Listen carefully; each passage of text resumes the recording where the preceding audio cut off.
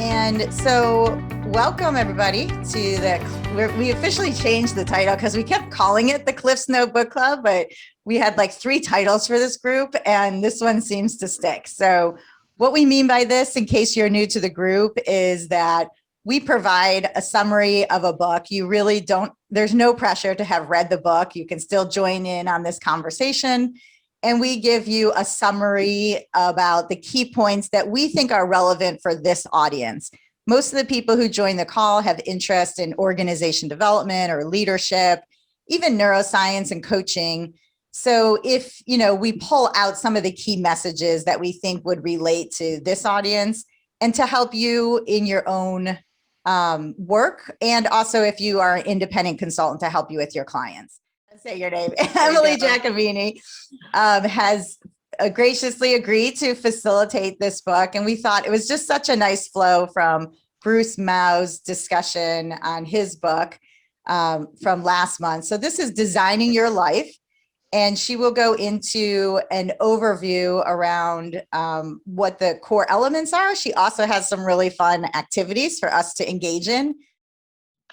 All right. So Laura asked me to share, what's your story, Emily? How did you come to, know about this book? And so the brief story is, in the midst of COVID last fall, I was laid off from my position as a career coach to MBA students at a university. And I was kind of, shocked at first, and then thinking, all right, given where we are in time and space, this isn't surprising. It's a new opportunity for me. And within a few days of getting that news, actually, I was on a call with some amazing peers of mine in a professional association for MBA career coaches, MBA CSEA. And one of them, Tammy Dahl, who is on the call, emailed me afterwards and said, hey, I'm leading this 4-week group on designing your life. Would you like to participate? And to her credit, she just created it kind of on her own after, being trained by the authors and the work they have, and put this group together in Meetup and tried something new for the first time. So I really enjoyed getting to know the book and the group of people I had a chance to collaborate with. And you'll find that team is a really important part of doing this, this process. And so that's how I came to the book. And I've really find it very approachable. So to share a little bit about, well, I guess first I'd love to know if we could just give a thumbs up if you've read any part of the book. So I have an idea how familiar people are, either just manually or with your thumbs up button. Okay, so maybe a third of the people I can see, at least on my first screen here. Okay, excellent. So some people have applied the book, read the TED Talk. Looks like Carla is certified. She's holding up her book. Okay, excellent. All right. Okay, thanks. That gives me an idea, and totally fine if you are not at all familiar with it as well.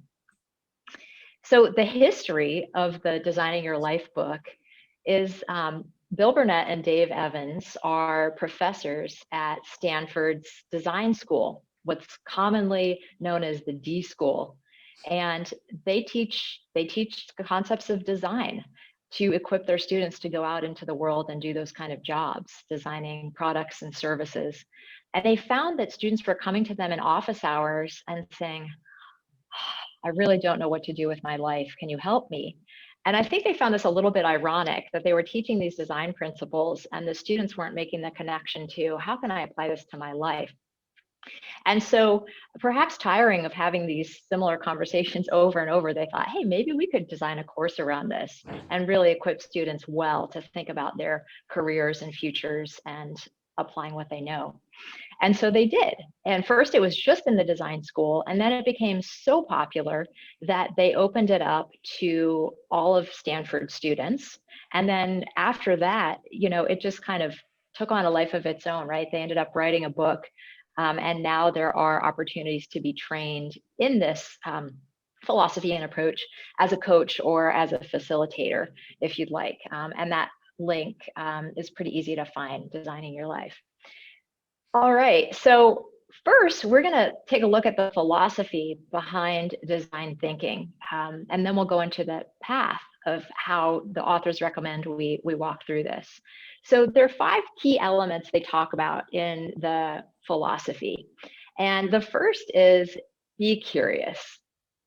So I know many people on this call are coaches or OD facilitators. And so you've already know the power of insightful questions. It really makes a difference in drawing out whatever is in the client or even yourself to think about things in terms of questions instead of statements even. So they encourage us to be curious. Next is try stuff, just experiment. I think for me, I have tendencies to perfectionism, so I want to get things right. I got to get it right the first time. I've got to be good at it the first time. And boy, that's a lot of pressure, right? How many of us can just start a new hobby and immediately, be masters at it? It's unrealistic, right? So this is about really just experimenting, taking small steps. Playing, play is a big part of this. And that also frees up the mind to be more creative. The next design element they talk about is reframing problems. So we can tend to get stuck in our mindset. And so reframing problems is a way of kind of opening things up. It's another option, in addition to asking questions. So one of the dysfunctional beliefs, they call it, that they list out in the book is if you are successful, you will be happy. And they reframe this to say true happiness comes from designing a life that works for you.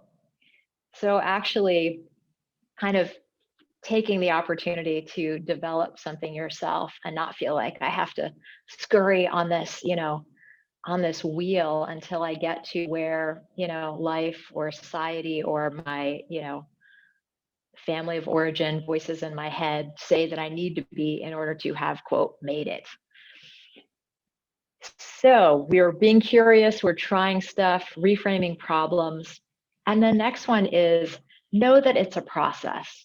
So this is encouraging to me again, right? It's not ever going to be perfect. It's an evolving thing, this designing your life process. And so that's why in the notes I wrote, it's not just go do this thing, it's keep on designing your life, right? This is a concept you can keep using over time and in many different areas of your life. I love this quote they had.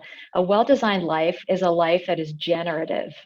It's constantly creative, productive, changing, evolving, and there's always the possibility of surprise, right? Like when I got laid off, that was a surprise. And that gave me the opportunity to step into creating something new. And then the last of the 5 elements they share for philosophy of design thinking is asking for help. Designing your life really is a team sport. So I don't know if you've had the experience like me where you're thinking about a problem and going over and over in your head the possible things you could do or how you could approach it. And then you talk to a friend and they have a totally different mindset. They have a totally different thought. It's like, wow, how did you come up with that, right? So imagine that multiplied in a small group. And we'll talk more about team building. The authors are huge advocates of doing this in small groups. And it makes a lot of sense to get us out of our head and actually hear ourselves vocalizing what it is we're thinking and getting input and a sounding board that's supportive. All right, so those are the basic elements of design thinking that the authors apply throughout the path that we'll jump into now. So first, sounds obvious, start where you are, right? How many of us have regrets in life? We think, oh, if only I'd accepted that job offer or gone to the different college, or maybe I really should have, for me, I don't regret it too much, but I do occasionally have this thought, I wish I'd taken that economics class in college that I kind of thought was too difficult for me. How would I think differently about the world now if I had done that and, been willing to fail at it? So the point is, drop all that, right? To the degree you're able, just let it go and say, look, today is a brand new start. Here I am. I'm going to start where I'm at. And one of their reframes goes from dysfunctional belief of it's too late to it's never too late to design your life. Even to the very end, there are things we can be doing and shifting to make things better for us. All right, so Start Where You Are has an exercise called health, work, play, and love gauges. So these are 4 big areas in life that the authors ask us to kind of evaluate where we're at. And they have a little scale that goes from 0 to full. So 0 is not much is happening, and full is I'm really content with where I am in this place in my life. So you do that for health, work, which can include volunteer work or just what you do in life, even if you're retired, play, and love. And love can include, all relationships that you care about, friends, family, etc. So that's Start Where You Are. And then you take one of those where you'd like to see something shift and ask yourself a lot of questions, or in your group, ask a lot of questions about how you could make that shift. The next chapter is called Build a Compass. So it's really about coherence, creating coherence in your life view and work view. So the exercise here is to write out what you think about life. What's the meaning of life? Do I believe in God? Is there justice? Why are we here? Does it matter what I do? Right? And then you write out your work view. How do you envision what work should look like? For me, it's like, well, colleagues should be cooperative, right? People should be friendly. We should have birthday parties. I should be able to use my skills to, their fullest extent and be rewarded for that and encouraged, right? And then you look at how do those affirm each other, or where do they conflict? What's different between my life and work view, with the goal being coherence throughout your life for these 3 things: who you are, what you believe, and what you're doing. The idea is that they all would fit together really well. So the next chapter is on wayfinding, and that's where the exercise comes in. So in this one, we did the Good Times Journal. A few of you maybe had a chance to look at that in the last week. And essentially there, you, at the end of each day, write out a brief description of an exercise, a event, something that you did that day, and how you responded to it. You think back about 3 things. How engaged were you? Were you really focused on this thing when you were doing it? And energy, how much energy did it give you? Was it life-giving or was it draining? And then the authors have a little box for flow. Many of us are familiar with the concept of flow. That's basically, I was so engrossed in this activity, so engaged, that I lost track of time, or I felt like I was, euphoric and, nothing else mattered at the time. So what I'd like to do is get a volunteer. So someone who, had a chance to do even a few of these exercises and would be willing to share with us a flow exercise where you were really, loved it. What if you I want? got All right, Jean's our volunteer. All right. Thanks so much. Thanks for playing. All right, excellent. So Jean, why don't you go ahead and briefly describe for us what was the event activity you were involved in when you experienced flow? I think the best description, the best example that comes to my mind is being coached recently when I was transitioning in my career, similar to your experience, Emily. I was laid off, COVID laid off, and I aligned with a career coach. And we were engaged in several weeks, months actually, of work. And I remember distinctly one day we were talking, and the conversation was pretty casual.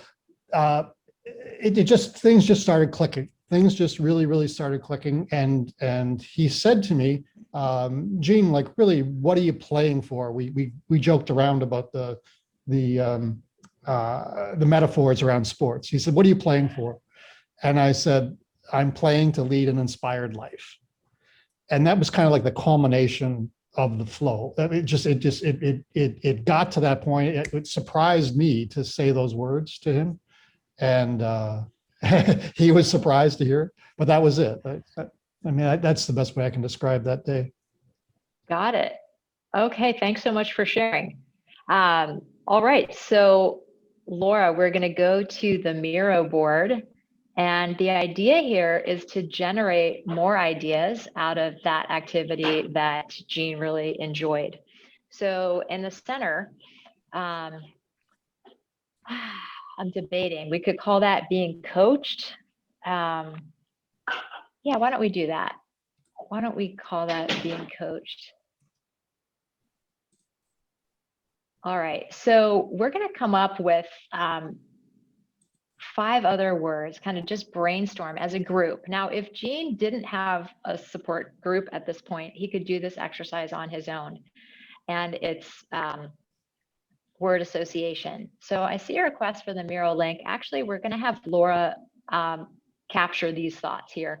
So go ahead and unmute yourself and just throw out ideas. So what is it that comes to mind for you when you think being coached? Maybe What are it's some of a those? I'll go ahead and take some comments here. So we have Kathy and then Lori. Go ahead. thinking out loud.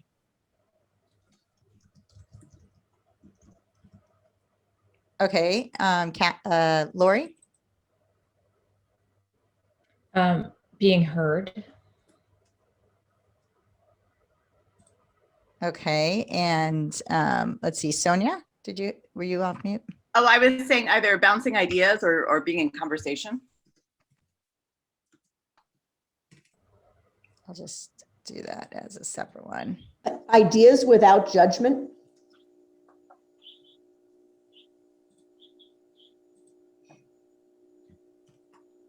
Solving puzzles. Okay. We're going to stop there. So we've got 5. And what was the And- last one? Sorry, can you say the last one more time? The puzzles, Solving puzzles. solving puzzles. Yeah. Okay. So that actually makes 6. Thanks for sharing, everyone. So we're going to go back around, say, thinking out loud and do a second layer of brainstorming. So now you're going to kind of forget the being coached, right? And you're just going to think about thinking out loud. So when you hear thinking out loud, what comes to mind?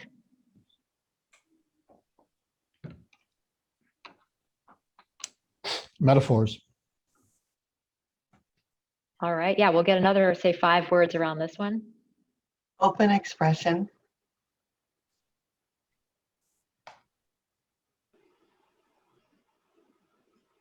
Clarity.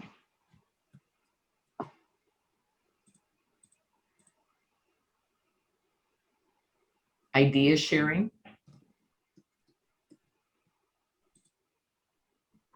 Maybe let's do one more.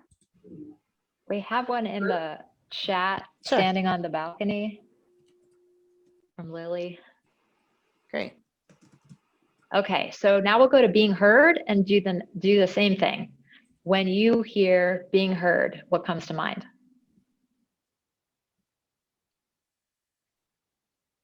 Hi, Laura. Validation. Belonging. Compassion. Validation. Sorry. Hold on. My cursor got messed up. Miro glitch.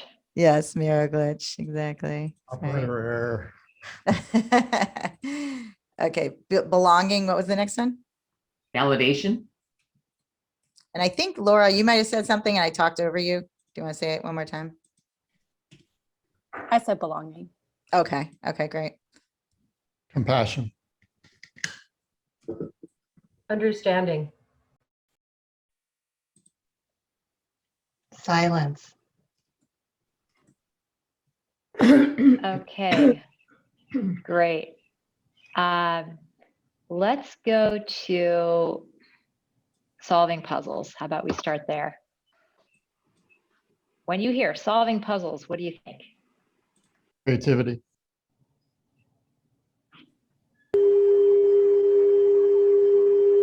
Exploration. Exploration. Okay. Patience. Challenge. Time consuming. Shoot. Yeah, I keep doing that. especially if it's 1,000 pieces. Missing pieces. Sorry, hold on. Someone said patience. And then what was the other one? Challenge. Challenge. Okay. Okay. And missing pieces. Missing pieces. Okay, great. Okay, so let's just do one more. Ideas without judgment. When you hear that, what do you think?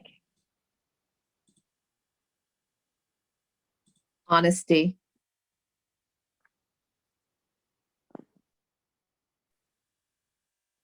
Freedom. I don't know why I keep, sorry, I keep hitting the wrong button here. Okay. Buddhism? Did I spell that right? No. B-U-H? B-U-D-H-I-S-M, I think. Say again? B-U-D-D-H-I-S-M, Okay. I believe. Yeah. Okay.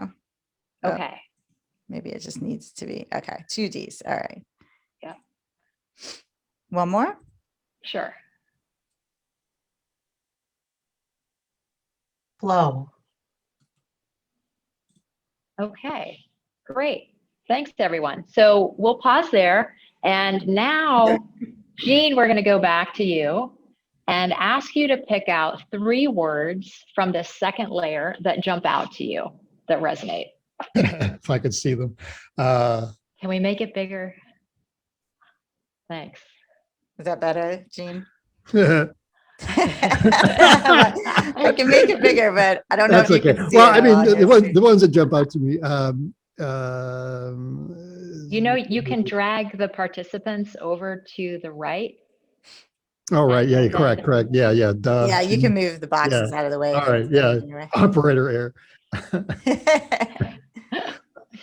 Well, you know, I have a bias towards my, let's see. Did you say 3? I'm sorry. Yeah, 3 from the I second mean, layer out. Certainly flow and challenge. And yeah, I mean, because it started as a metaphor, I think I relate to metaphor. Okay, so flow, challenge, and metaphor. Right, so the idea here is you're picking out 3 that really resonate, that make a lot of sense to you. And then as a group, we're now going to brainstorm for Jean 3 possible careers or jobs. It depends on what his goal is, say, for where he wants to go. And he'd said he was in a career transition. So let's think about this as, his next opportunity. This sounds so much like the feeling, and it's probably because it's of my head, it sounds like the feeling of writing to me. Oh, Like Okay. these metaphors in writing, and that the Okay. flow of writing is a big challenge. Great. great. So Jean is author. That really Okay, what- resonates. That really resonates. Awesome. What else? Leading. Because where you're engaging others with your vision. Perfect. All right. And that's always challenging, right? You never know what's going to happen when you're leading. Yeah. And another one.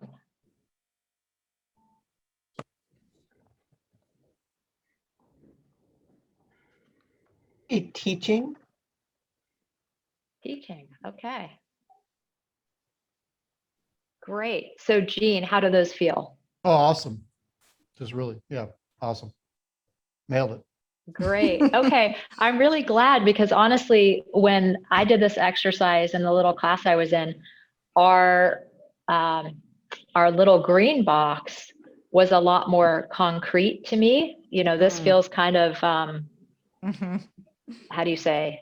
Abstract? Is it more That's the abstract? word, Yeah. right? Abstract. I That mean, pretty the much is same, yeah. indicative, that's indicative of the subject, I think. got it. Okay. Yeah. Okay. Yeah. So I think mine had something like, friends, green, outdoors, right? Something a lot more like tangible. And so it's insightful for me too to see that this process can also work when the concept is a little more abstract and we were still able to come up with actual careers or jobs. So thanks, Jean, and everyone who contributed there. So the next step would be designing your Odyssey life. So we're going to go to, I believe it was the third example, Laura, the all-in for Silicon Valley. So this one is pulled directly from the book. The idea here is essentially you're designing kind of a 5-year path. I should just say what we did was with Jean's flow story, right? You would do the same exercise we did, the mind mapping, for the energy story and for the engagement story. And come up with 3 possible jobs for each one. So in the end, you'd have 9. And then out of flow, engaged, and energized, you would choose one story and you would make it into this next step, the Odyssey life. So you'd have 3 Odyssey lives that cover a span of 5 years of how you would walk into this. Odyssey life is a lot of fun. It is, you're encouraged to sketch it out, right? It activates a different part of the brain. Even if you're not considering yourself an artist, totally fine. It's fun to sketch and get a visual. It's also going to cover the personal and professional pieces, right? So this woman wanted to start a startup in Silicon Valley. Across the top is her professional path she envisions for 5 years, and across the bottom half of the 5-year grid is her personal aspirations for that time period. So on the left, she starts looking for a co-founder. In year 2, she's raising money. Move into year 3, more money. She's got a beta product. She's launching and sees hockey stick growth. Fantastic. And in the 5th year, she's going public. All right, what a vision. And if we go back and look at the personal piece, she's thinking about having a family, sign up with a personal trainer. She ran a half marathon in year 2. She's going to Hawaii on vacation. You need to plan those sort of things in advance, right? Year 3, climbing Mount Whitney. She's adventurous and even hitting up, I think that's Australia on the bottom there, right? The Sydney vacation. Hiking, this woman is active. Hiking the Pacific Coast Trail in year 4. She keeps moving. And then at the bottom, her mind, body, and family are healthy, right? So what a vision for 5 years. Then you're going to look at the meters along the bottom. Bill and Dave encourage us to measure 4 things, right? So that is resources. Do I have physically, what it takes to do this? Could be money, could be time, space, etc. I like it. How much does this really appeal to me? And then confidence. Do I feel like I could do it? And coherence. So that goes back to the work and life view. Does this really match with what I've already said is important to me? Come up with a 6-word title, keeping it brief there. So she says, this is the all-in Silicon Valley story. All right, she's committed. And the questions. So questions can be, what questions does this plan address? She says, do I have what it takes to do this? Is my idea good enough? And will I attract enough venture capital? So can be questions going into or kind of coming out of the scenario that then she can go address. So next is prototyping. So the idea is, having designed your, 3 potential Odyssey lives, you would choose one, look at which ones you were actually, most excited about and seemed feasible. When you prototype, the idea is not to create a miniature of the whole. It's to choose one little part and then experiment with that. So for example, when I was talking to, I think I talked to 50, 60, maybe 70 people. I haven't counted up exactly. When I was considering my next move, I was talking to a lot of coaches because I was really still, drawn to coaching. I enjoy working with people one-on-one. I said to one of my friends, how do I know that this is really going to work for me? How do I know that I'm really going to enjoy this? I'm putting a lot of effort into thinking about starting a business, and that's a lot of work on its own. But, how do I know I'll enjoy the coaching?